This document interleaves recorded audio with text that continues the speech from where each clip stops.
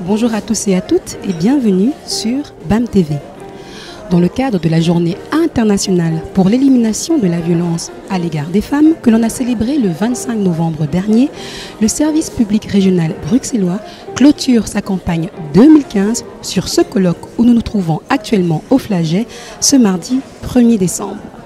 Le thème de ce colloque est « Violence entre partenaires et grossesse ». J'ai décidé de vraiment miser sur la violence faite aux femmes parce que les chiffres sont là et sont assez catastrophiques. On sait que rien qu'en 2013, 162 personnes en Belgique ont trouvé la mort à cause de la violence intrafamiliale. Donc, principalement des femmes. Et donc voilà, il faut absolument agir parce qu'on sait que ce chiffre n'est que le sommet de l'iceberg. En dessous, il y a encore beaucoup d'insultes, beaucoup d'agressions, verbales ou pas, mais les femmes n'en parlent pas. Ça reste un tabou.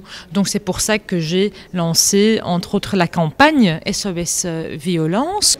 L'exposé et les résultats de cette étude nous seront présentés par Madame Anne-Sophie Van Parijs, doctorante à l'Université de Gand.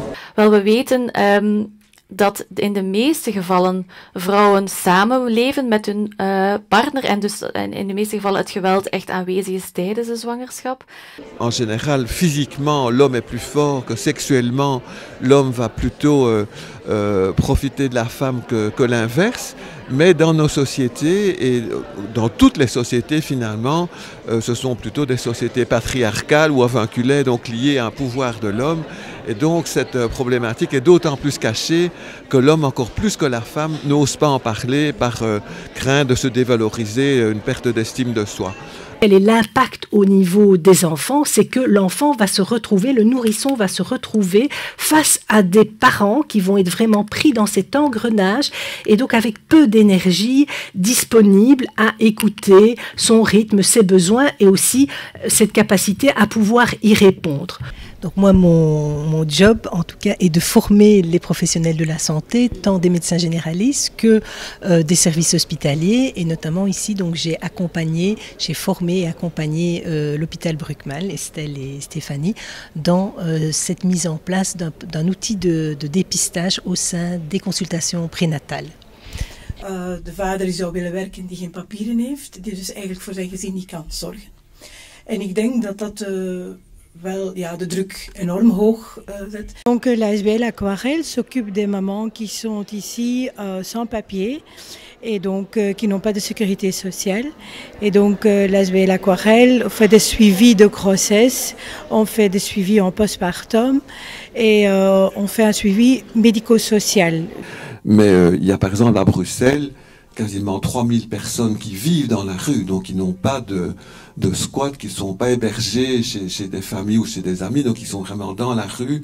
15% de femmes, donc ça veut dire 400 femmes qui vivent dans la rue tous les jours, été comme hiver. Même si parfois avant on était consciente qu'il y avait un problème de violence, on n'osait pas forcément poser la question puisque on se disait qu'est-ce qu'on peut apporter à ces femmes, parce qu'on s'était vraiment démunis. Et ce qu'on a appris aussi, c'est qu'une femme à qui on a posé la question et si on n'avait rien à lui proposer, qu'elle sentait justement qu'on était démunis, elle allait se refermer et plus jamais elle n'en parlerait. Juste pour rappeler que la violence n'a pas de frontières au niveau socio-économique parce que maintenant avec Linda et Michel on a mis le focus sur les communautés précarisées et migrantes, mais rappeler qu'on peut être belgo-belge et violenté et parfois dans des milieux socio-économiques très élevés on a du mal à faire reconnaître qu'on a été battu parce que son mari est avocat ou médecin et on dit ah ben c'est impossible dans ton milieu. Je pense qu'on pourrait arriver quand même à une espèce de sensibilisation culturelle et interculturelle à un échelon mondial, puisque la traduction concrète de ces violences est différente selon les cultures où elles s'expriment. Eh bien, je vous remercie et bonne continuation. Merci beaucoup. Au revoir. Sachez enfin que ce colloque est l'initiative de la secrétaire d'État de la région de Bruxelles-Capitale en charge de l'égalité des chances, Madame Bianca de Batz.